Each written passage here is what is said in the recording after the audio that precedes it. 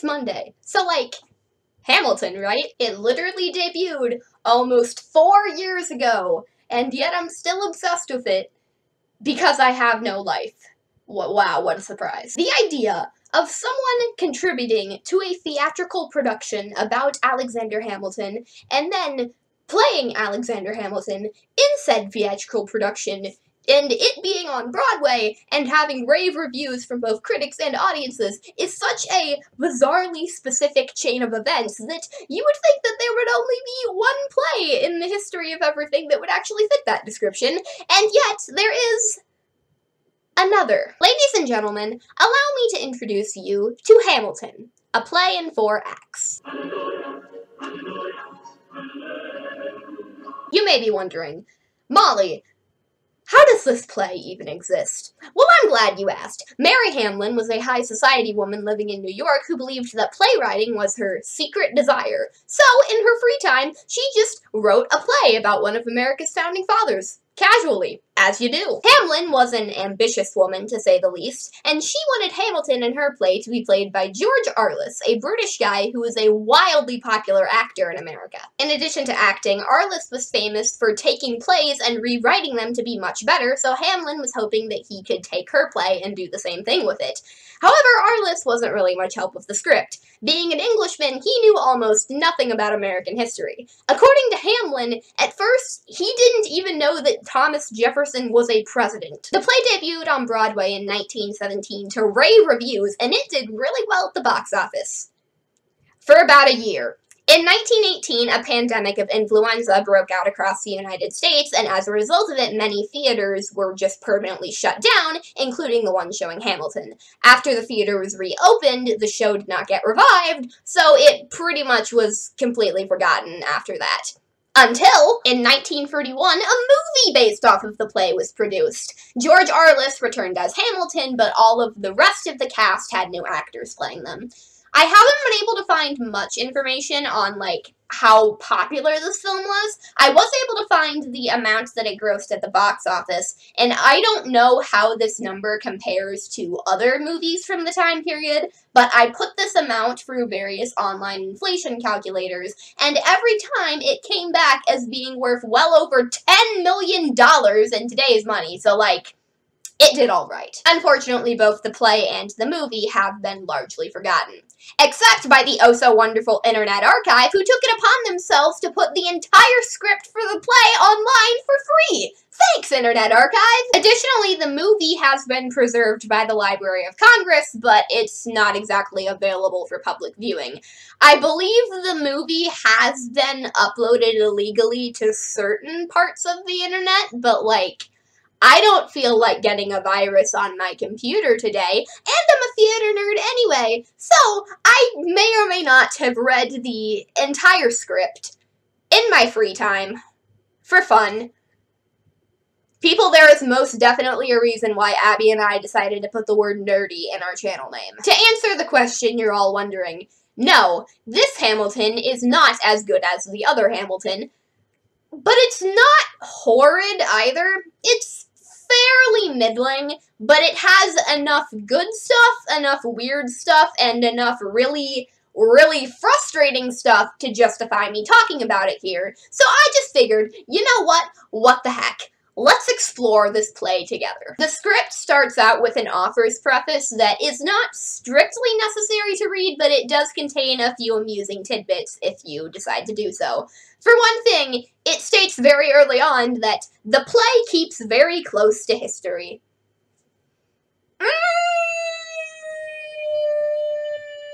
Not really. When it comes to historically inaccurate stuff, I'm mostly just gonna be covering it as it comes up. But, just as a start, this play is primarily about two things: Hamilton's attempts to pass the assumption of state's debts and residence bills, and his extramarital affair with Mariah Reynolds. The thing is, those bills were passed in the summer of 1790, but Hamilton didn't start his affair until the summer of 1791.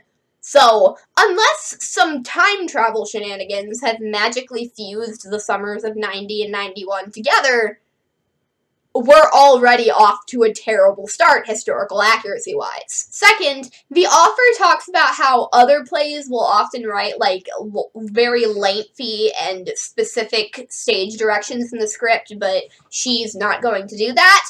And yet, for the entirety of the play, all of the stage directions are so hyper-specific.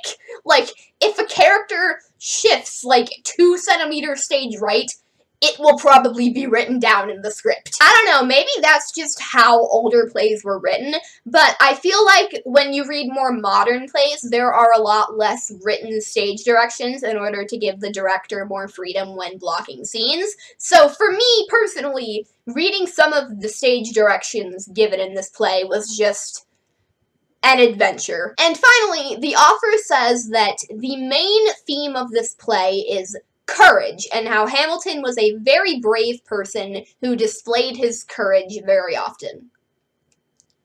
I know that this doesn't inherently sound like a bad thing, but, like, just keep it in mind for later. So the play's first act takes place in the Exchange Coffee House in Philadelphia. Here's a fun sign of how historically accurate this play is. I can't actually figure out if that was a real place or not. There was a coffee house in Philadelphia that was confusingly named the London Coffee House, and it was often used in trade exchanges, but by 1790 or 1791, or whenever the frick this play takes place, it had been converted into a store, so it wasn't a coffee house anymore, but people probably still called it the London Coffee House, because that's just what people knew it as, so, like, question mark? Anyway, in this possibly fictional coffee house, there is this dude called James Reynolds, who is trying to sell states securities. I'm not exactly sure what that means, but, like, it definitely sounds illegal. It is somehow related to one of the many financial crises striking America at the moment. So basically, after the Revolutionary War, all of the individual states all had a bunch of compensation money that they needed to pay to their soldiers, but some of the states are in debt and don't have enough money to pay off all of their people. Hamilton is trying to pass this bill that would make it so that the national government would have to assume all of the debts, and all of the states would have to work together to pay it off, but the Virginians don't agree with that because Virginia's paid all her soldiers. Why should we have to pay for, like, South Carolina's? So I don't remember which state it was, but they keep bringing up a certain state. Anyway, it's just really freaking stupid, and Hamilton is right. I know that whatever James Reynolds is doing here has something to do with all of that debt. Like, what? After some shenanigans with that, we meet 4 new characters. 3 of them are a trio of proud Virginians. Thomas Jefferson, my favorite, James Monroe, and some dude named William Giles that I literally had never even heard of until I read this play. Okay, minor nitpick. All of the characters in this get, like, many blurbs describing their physical appearances, and most of them are fairly historically accurate from what I can tell, but, in the one for Jefferson, it says that he has a freckled face. Do you see any freckles on this man's face? Our 4th new character is this dude called Count Talleyrand. By the way, in the script, they spelled his name wrong, and it's really irritating, but anyway. He is either some kind of French ambassador to America, or, like, he's just this French guy who is here, because why not? The Virginia trio is gearing up to talk a bunch of crap about Alexander Hamilton when they are interrupted by the timely arrival of his father-in-law, General Philip Schuyler. Schuyler's generally a nice, lovable old man, but, like, he's still someone you really don't want to get angry, so it was wise of the Virginians to hold their peace. It turns out that Talleyrand is also a pretty big fan of Alexander Hamilton, so he and Schuyler talk about how awesome Alexander is for a bit, and Schuyler mentions that earlier he went to visit Alex at his house, only to find out that he was not at home. Talleyrand goes back to talking with the Virginians, and they get mad at him for keeping his title of Count during his visit to America, except he's not, like, planning to become an American citizen or anything, so, like, why does it matter? And also, the Virginians have this weird habit of calling everyone citizen blank to, like, show that they're all equal, but it sounds just really stupid. Like, why would you not just call them, like, Mr. or something? What are you doing, Jefferson? Then they start arguing about the French Revolution or something, and then Jefferson claims that George Washington wants to be king and Hamilton wants to be his prime minister because they're in favor of centralizing the government. Well, citizens Jefferson, Monroe, and Giles, I sincerely doubt that, considering that Hamilton and Washington fought for years to make this country free, and they endured many hardships and lost many friends and boyfriends along the way, and if I do recall myself, while all of this was happening, y'all were just sitting around in Virginia writing declarations of independence and just waiting for other people to magically make your country free, weren't you? Talleyrand basically says exactly what I just said, and he adds on, you idiots aren't going to be able to pay your soldiers if you don't centralize the government, so why are y'all so against letting the federal government do anything? To which Giles responds, damn the soldiers.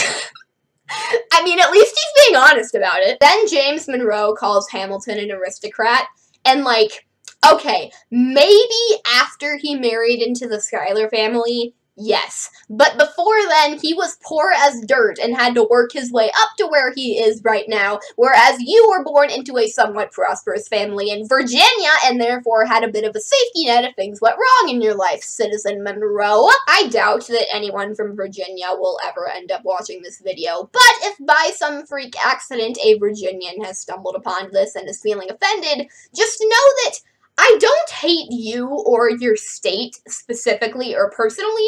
I just hate, like, all of your politicians that are not George Washington from, like, the beginning of America to 1825. Talleyrand eventually gets so tired of talking to these three that he storms out of the building. With him gone, Jefferson and Monroe begin planning to go talk to Hamilton about one of the nation's other crises right now. Where the heck to put the nation's capital? The Virginians wanted in, well, Virginia, of course, but really they just wanted, like, anywhere in the South at all. Giles starts to mention that Hamilton wasn't born in New York, but in the West Indies, but Monroe shuts him up by saying, we don't need to discuss his arrival into this world, Giles. I am far more concerned with his removal.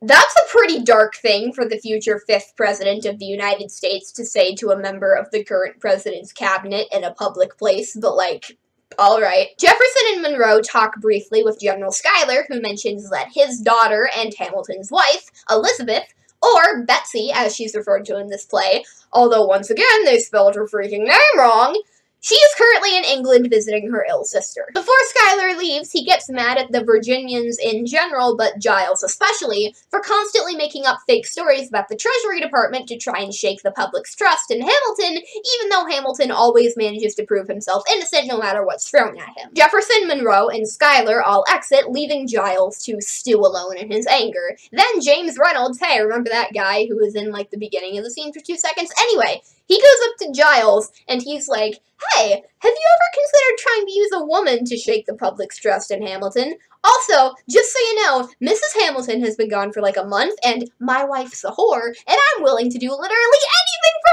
money, so hey, let me just quickly write down my address for you. I know that the purpose of this part of the scene is just to imply that Giles helped to stoke the Reynolds affair, which, by the way, that's completely historically inaccurate, but whatever. The thing is, the way it's written almost makes it seem like Reynolds is pimping out his wife to Giles as well as to Hamilton. With that, we move on to Act 2, which takes place later in the same day at the house of one Mr. Alexander Hamilton. The scene starts with Hamilton finally appearing in his own play, alongside the literal worst character in the entire thing, Ezekiel. So, Ezekiel is an elderly African-American man working as a servant in Hamilton's house. Okay, honestly, that's kind of even historically accurate, because although Hamilton was an abolitionist, I think Betsy did have a few African-American house servants. So, like, this is, like, this would be fine, except because this play was made in 1917, Ezekiel's character is written in an incredibly racist way. It's really bad.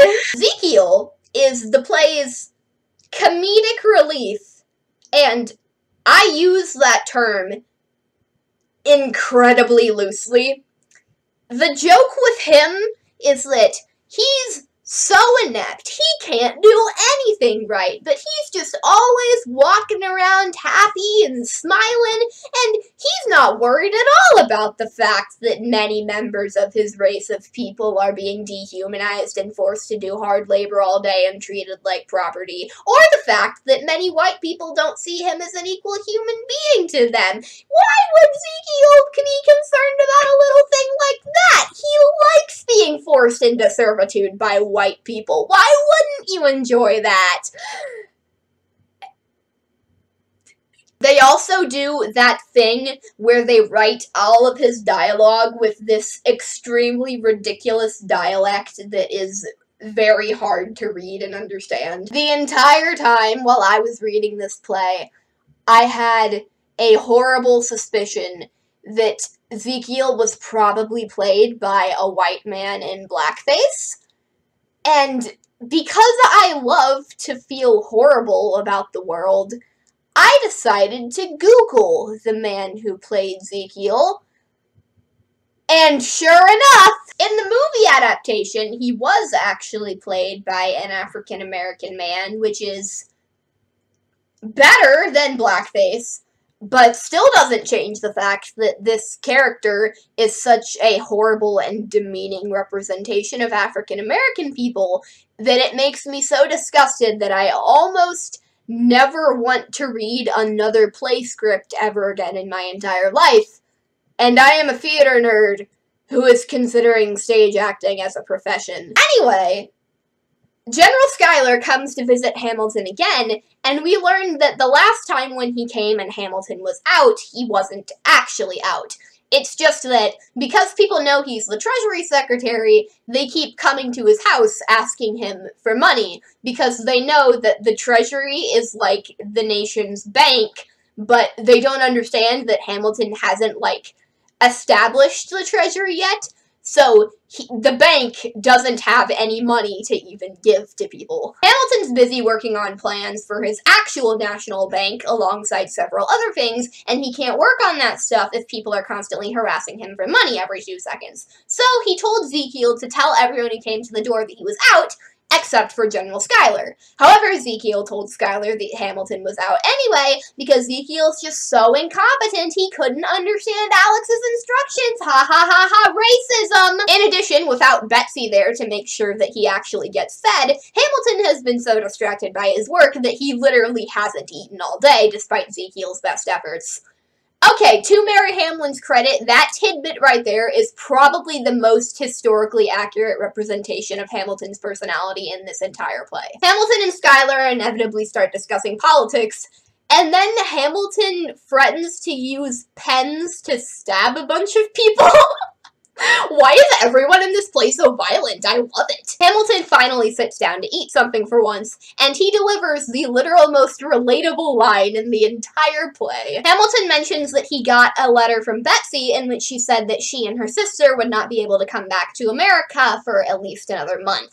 Schuyler's like, "How dare my daughter leave the kitchen to go visit her dying sister while you're over here starving? She should come home immediately." And then Alex is like, "Dude, you were literally the person who asked her to leave in the first place." And then Schuyler's like, "Well, yeah, but she should still be back by now because reasons." The wife of a Revolutionary War soldier comes to Hamilton's door asking for money, and Hamilton gives her some and a little food as well, and she has a baby with her, and Hamilton asks her, "Oh, what's your child's name?" And she says, "Elizabeth."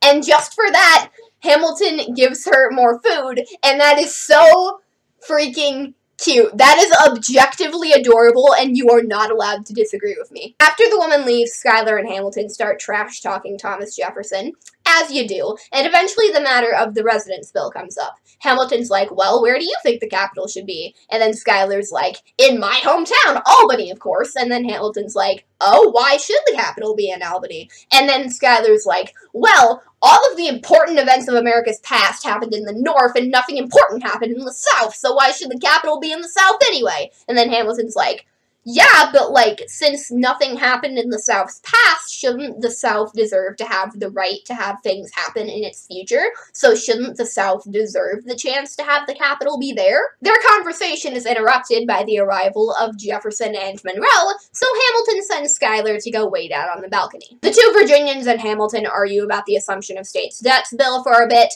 and then they finally get around to the matter that they actually came for, the Residence Bill. Jefferson and Monroe are like, well, Hamilton, where do you think the capital should be? And then Hamilton's like, why, in Albany, of course, and he lists off all of the reasons that Schuyler named earlier. And it should be noted that Hamilton doesn't actually care where the capital is, he's just trolling. But then Jefferson is like, what if, instead of making the capital an old city, we built a new city on the Potomac River, halfway between the North and the South? If you agree to that, we will agree to support your Assumption Bill. And Hamilton's like, alright, I don't actually care where the capital goes anyway, so I basically just wanted everything in life. Hurrah me! Jefferson and Monroe leave, but before Hamilton can actually sit down and freaking eat for once, he is interrupted by the arrival of Count Talleyrand, who has come to say goodbye to Hamilton before he departs for France. Talleyrand is like, hey, I'm about to go party with some American ladies before I leave. Hey, Hamilton, you look like really tired and like you've been working all day, so do you want to come with me? And Hamilton's like, I would, but like I'm married, so like no. And then Talleyrand's like, I mean, okay, Betsy's nice and everything, but like she has been away for like a month, and I'm just like, oh my god, Talleyrand, stop. Betsy does not need her heart broken more than once in this play. Luckily, Hamilton comes to his senses in time and gets Talleyrand out of his house, and as he exits, he says, your genius is universal, but your morals are indigenous to Paris. Alex, I could not have said it better myself, although you are kind of a hypocrite for what's about to happen next. While we're here, I want to pause and note that this Alex is tired, so therefore he deserves to go party with hot chicks message is disturbing, because the literal next thing to happen in the play is the arrival of Mariah Reynolds. So, like, yeah, that's pretty bad. But it should be noted that at this time period, there was a disturbing trend of historians trying to justify the Reynolds affair. I'm gonna talk more about that when I talk about Betsy later. But, like, just note that that message, though it is concerning, it's not completely out of touch with the historical resources that Mary Hamlin would have had access to while researching this play. So Mariah Reynolds shows up at the door, and she's like, is this Alexander Hamilton's house? And Hamilton's like, yepperoni. And she's like, can I talk to Mr. Hamilton, please? And Hamilton's like, you're looking at him. And she's like, oh, I thought you were older than this. You're quite young, aren't you? And it's just hilarious to me, because you could just imagine Mariah thinking to herself, oh, I thought I was getting sent here to seduce some, like, 50-year-old guy, but this guy's only in his, like, mid-30s, and now I'm, like, kind of into it. Also, nitpick time. The stage directions note that Mariah looks like a sweet little schoolgirl. Okay. Offers everywhere. I understand that when you want to say that a character seems innocent, you sometimes compare them to a small child. Like, it's an analogy that makes sense, can get behind that. But if you want to say that a character is innocent, but that character is going to partake in intercourse with another character sometime soon, don't say that they're childlike, because I know that you're not intending it to sound creepy, but literally no matter how you phrase it, it is going to sound creepy. Like, just stop. Hamilton's like, okay, lady, what's your sob story? Why do you need money? And she says that she wants money to run away from her abusive husband, James Reynolds. And Hamilton finds out that she hasn't eaten anything all day, so he invites her to have dinner with her, but he also makes it clear that he doesn't want her staying the night because he's so tired he wouldn't be able to control himself. All of a sudden, Mariah faints, because I guess she's a pure Victorian maiden now, and Hamilton leaves to go get her a glass of water, but while he's gone, she starts, like, moving around like normal just to show the audience that she's been acting this entire time. When Hamilton comes back, Mariah tells him that she's ready to go home, but he doesn't want her walking the streets alone at night, so he offers to just walk her to her door. The two leave together, ending Act 2. I'm sure this won't go terribly at all. Act 3 takes place 6 weeks later, and by this point, Betsy is finally returned to the Hamilton home. And at this point, I have to take a long detour to explain how Betsy has traditionally been viewed by historians and how that's going to affect her characterization here. Because here's the thing. Elizabeth Schuyler Hamilton was freaking awesome. She was more independent and educated than most of the women of her time, but she was also very trusting and kind to her husband, which is kind of bad because sometimes Elizabeth would sacrifice her own wishes in order to reinforce stereotypical 1790s gender roles in which the wife submits to the husband and does whatever he wants. So, like, that's not good. But Betsy was also kind of a really good match for Hamilton.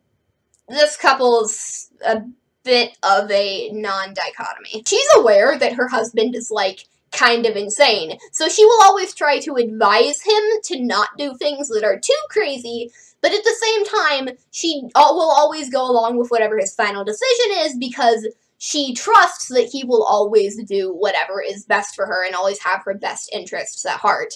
And, like, normally he does.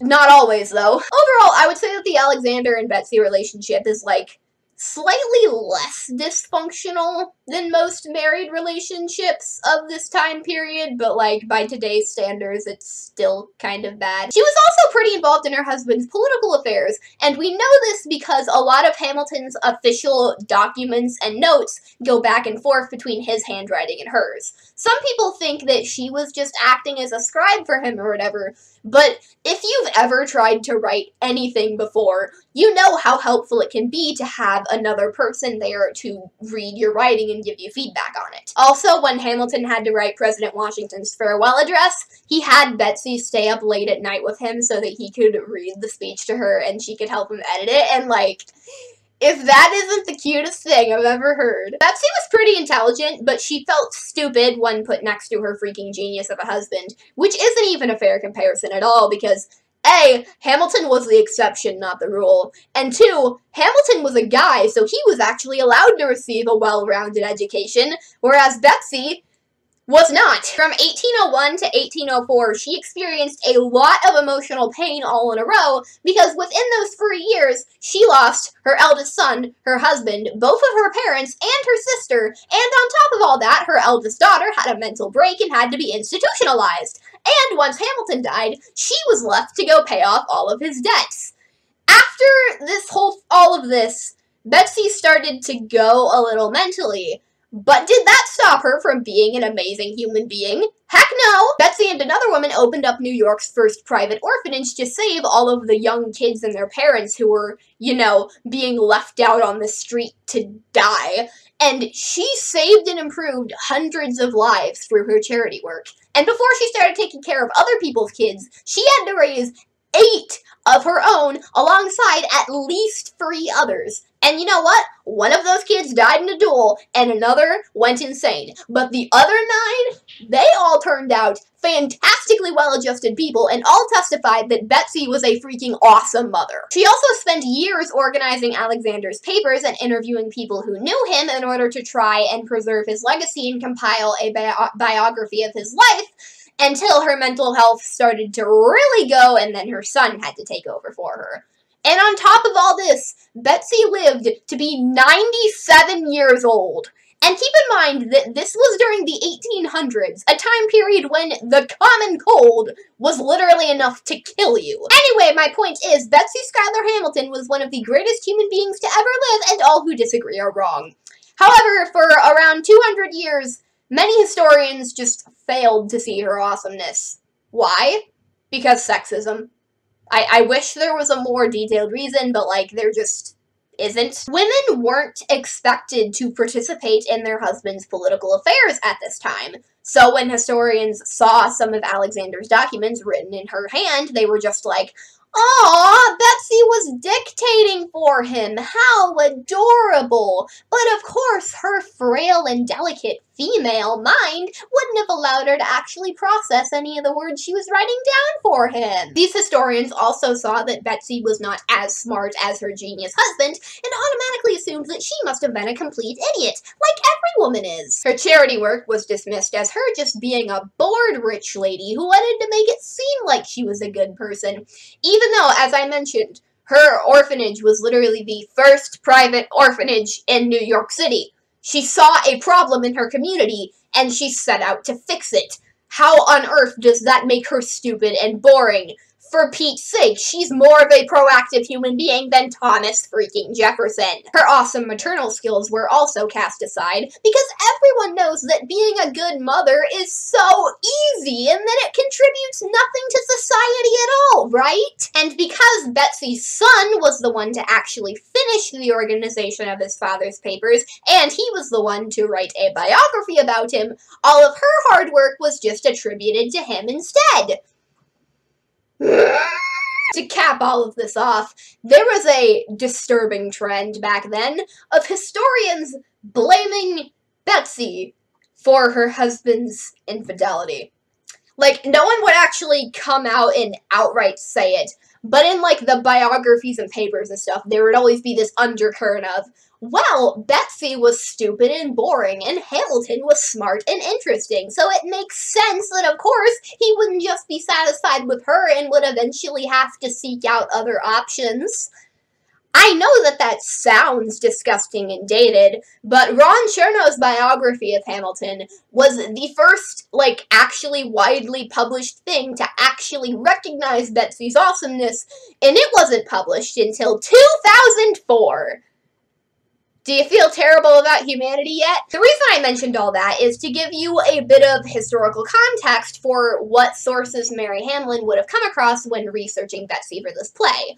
She wouldn't have really come across any evidence of Betsy's awesomeness, so to a certain degree, any mischaracterization cannot be entirely blamed on her here. In my opinion, the best way to describe this play's portrayal of Betsy is slightly ditzy 1950s housewife.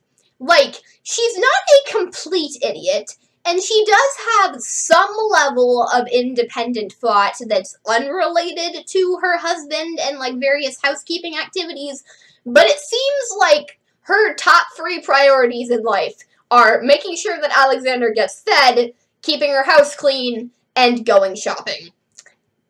All things said, this isn't the worst characterization of Betsy that I've ever seen, but, like, considering that nowadays we have the absolute pure gift from the heavens that is Philippa Sue, this play's version of Betsy leaves a lot to be desired. Anyway, now that all that's out of the way, Act 3 starts with Betsy standing high up on a ladder, even though ladders weren't invented until 1862, but okay.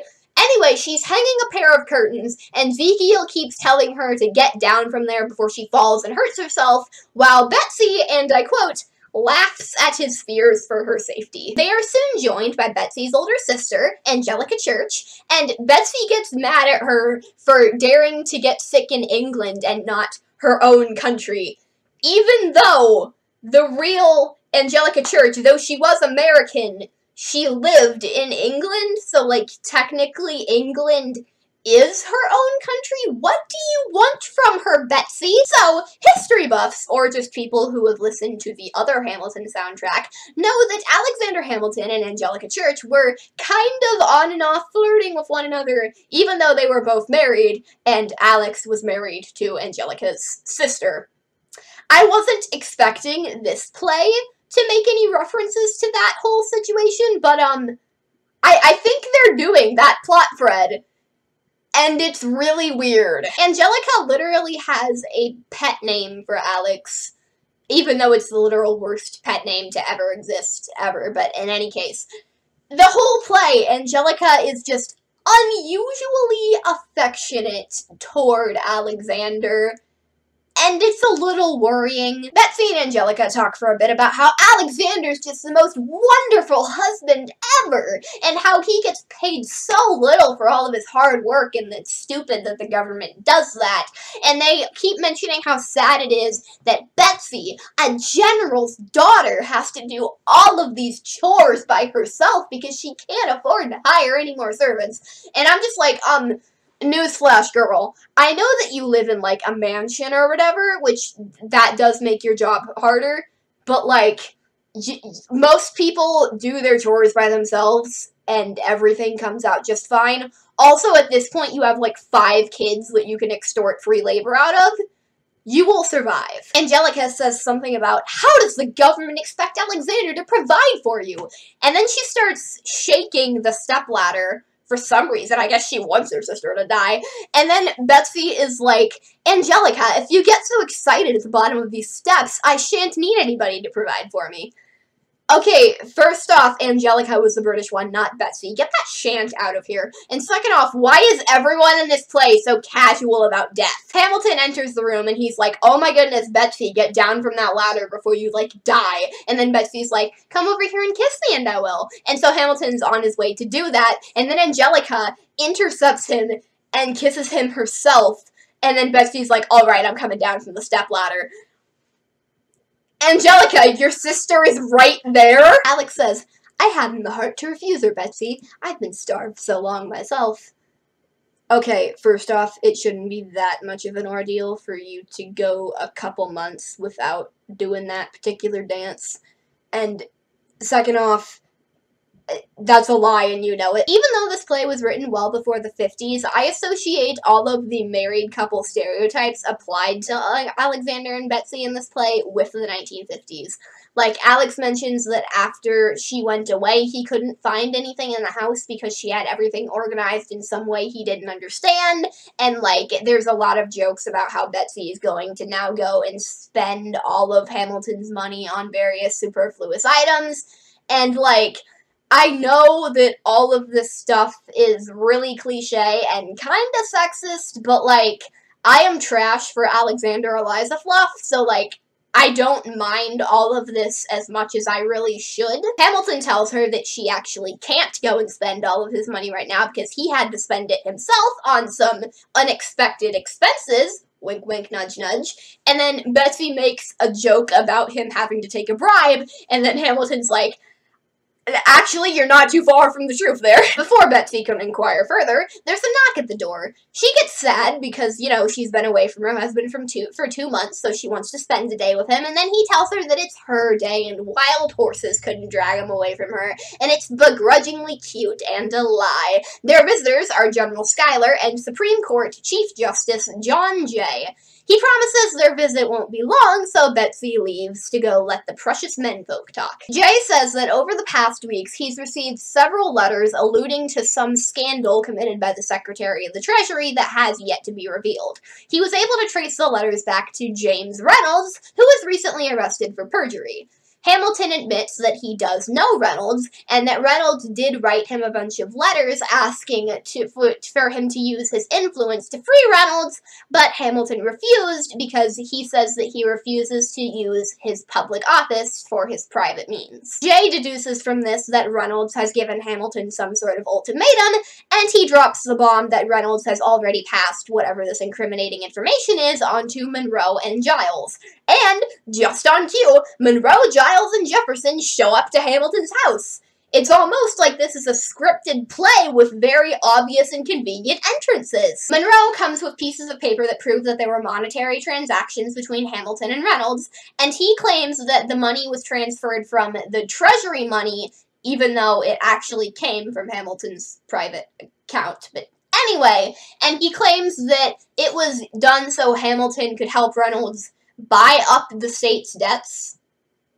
Okay, I seriously have no idea what Reynolds Deal even is in this play. Could someone please explain it to me? Anyway, Hamilton has been accused of corruption or something. He promises that the transactions were of a private matter and hopes that the Virginians would be willing to leave it at that, but they insist on pressing for more information, so Hamilton has to reveal that he had an affair with Mariah Reynolds and that James has been blackmailing him over it ever since. He throws out a bunch of evidence to prove his innocence and insists that the Virginians read it, but they don't want to, so Hamilton's literally about to start reading all of it aloud when Betsy enters the room and asks, when will she be allowed to have her freaking husband back, please? And it's really sad because everyone else knows and she doesn't. Can I just mention that I'm kind of disappointed in General Schuyler in this play? Because, like, if I had a child and their spouse cheated on them and I was in the room with said spouse when I found this information out, the only way that that person would be leaving the room is on a stretcher. But Schuyler's, like, a little mad with Alex at first, and then he's mostly just concerned with trying to prevent Betsy from finding out. Like, come on, Schuyler, you used to be a general. You could totally kick Alexander's butt if you wanted to. Jefferson promises to never share a word of the affair with anyone, which is hilarious, because when rumors of the affair reached the real Thomas Jefferson, he fed into them and started gossiping a whole bunch about Hamilton's private life.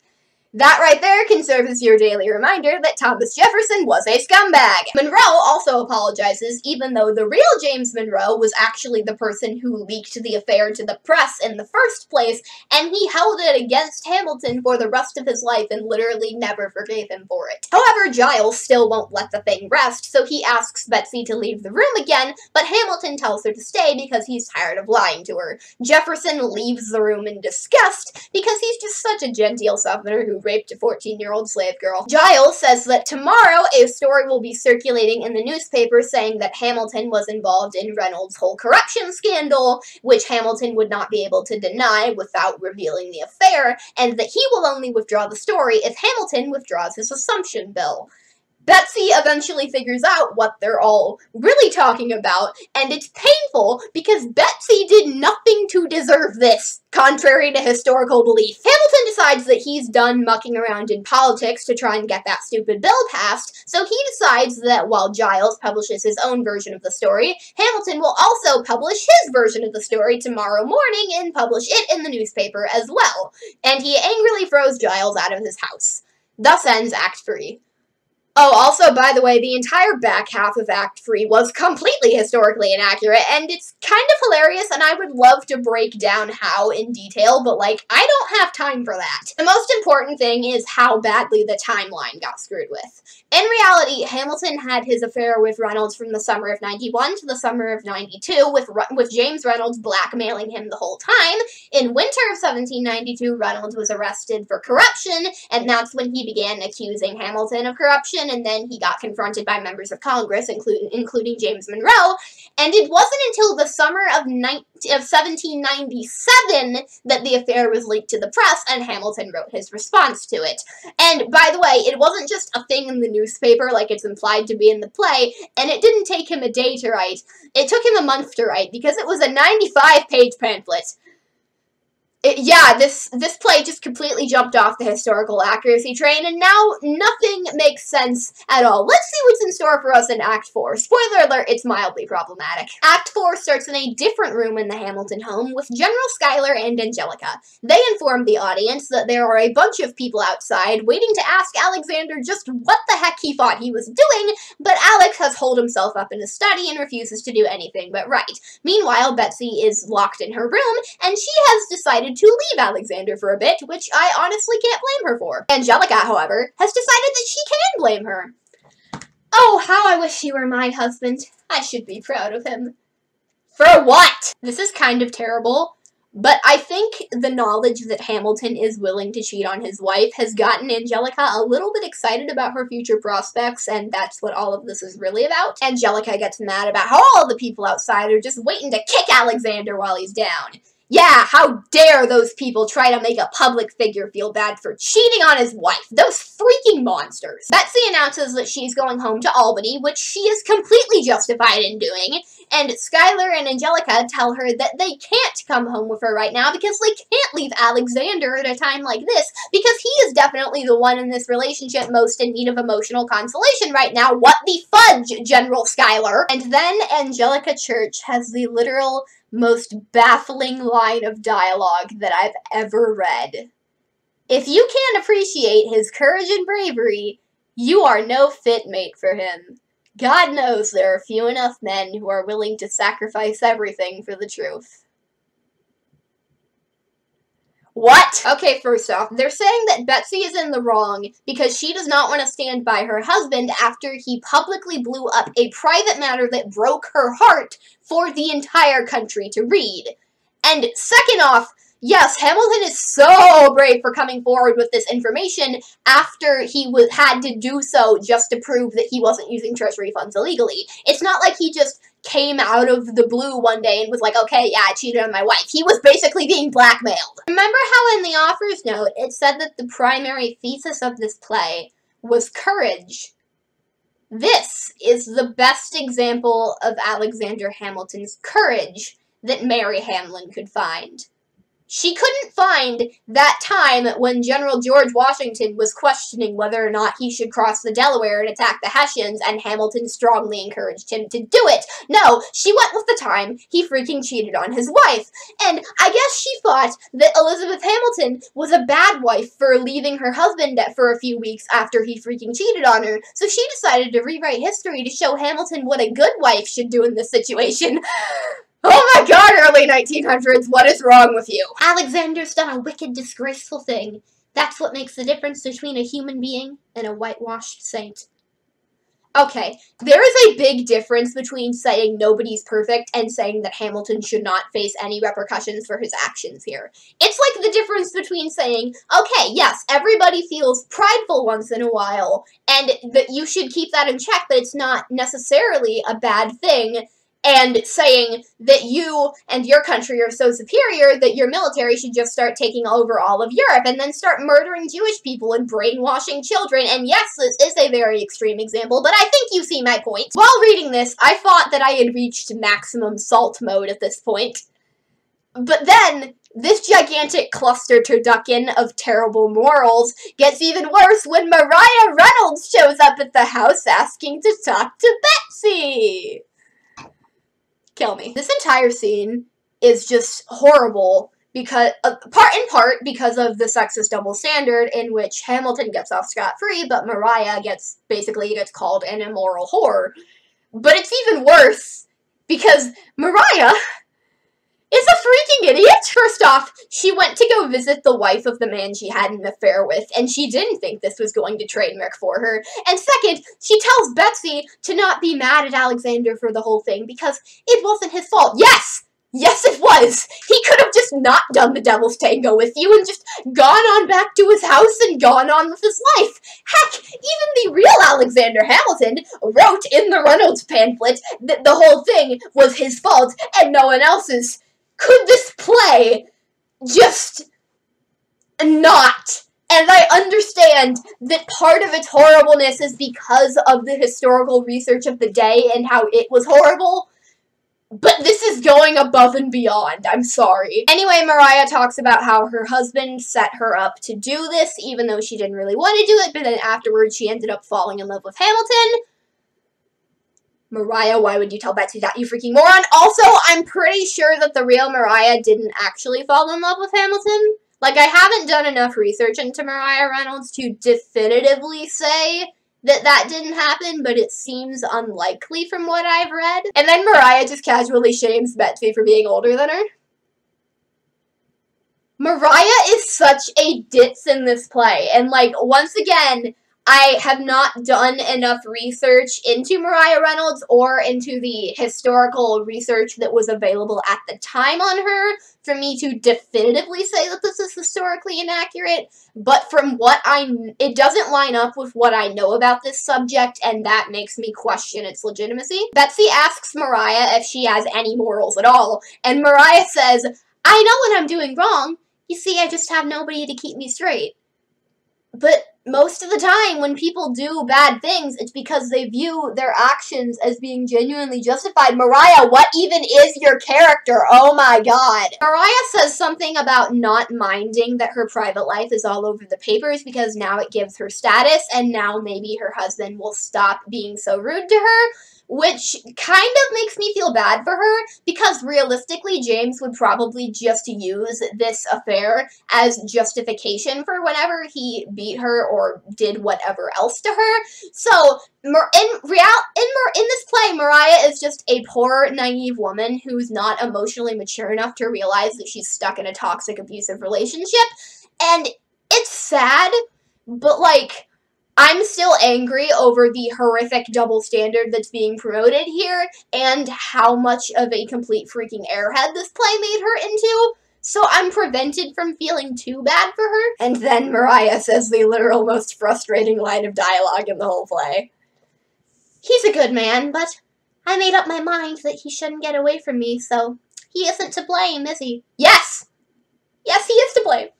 The only way he would not be to blame in this context is if you raped him, but you didn't. He consented to it. So, yes, he is to blame, Mariah. In fact, I would say that he is more to blame than you are, because you were put up to it by your emotionally abusive husband and didn't actually want to do it, whereas Hamilton was apparently so scarred from going without a Betsy to scootily poop for a month that he just jumped onto the first thing that offered to do it with him. Can people please stop trying to justify the Reynolds affair before I lose my freaking mind? Thank you! I know that I literally just said that that was the most infuriating line of dialogue in the whole play, but just 4 lines later, I have found a new contender for that title. Mariah says, if only you knew more about women, you'd forgive him. So that's already really infuriating, because Mariah is implying that Betsy is less of a woman than her. But then Angelica says, I think God put those words in that woman's mouth for you to hear.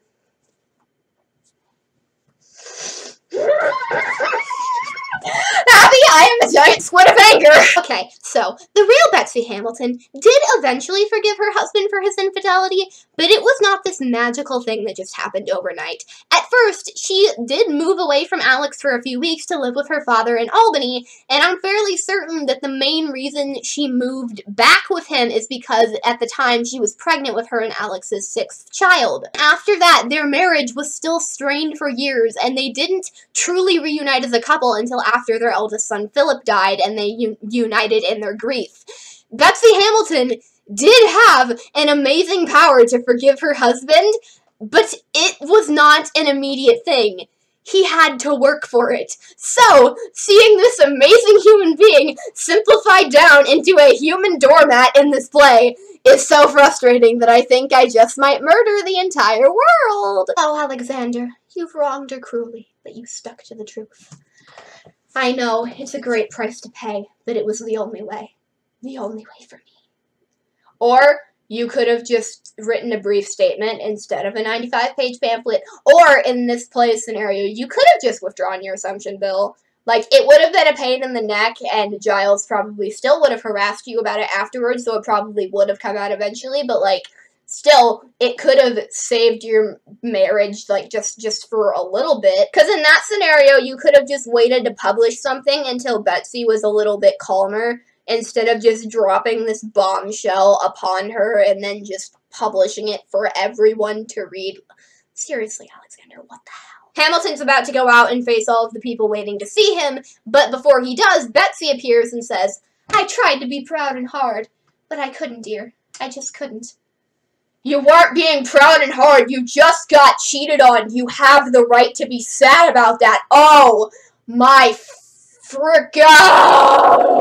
You know what? I think by now you all understand what is wrong with that sentence. Let's just freaking move on, shall we? Betsy and Alex go into the room of waiting officials, and Hamilton gives a really dramatic speech about how he's sure that everyone has come to tell him that President Washington has removed from her office, and then everyone just starts praising Alexander for how brave and honest he's being about this, and someone please shoot me right now. The thing is, Hamilton wasn't even working as the Secretary of the Treasury anymore when the Reynolds affair broke, because he resigned from his job in 1795, and this happened in 97. So, like, this entire part is just a gigantic lie. Everyone's reaction to the Reynolds affair in this play is pretty much the exact scientific opposite of everyone's reaction to it in real life. People were not praising Hamilton for being so brave and venerating him as a courageous patriot. People were mad. People were rightfully down-talking him and gossiping about him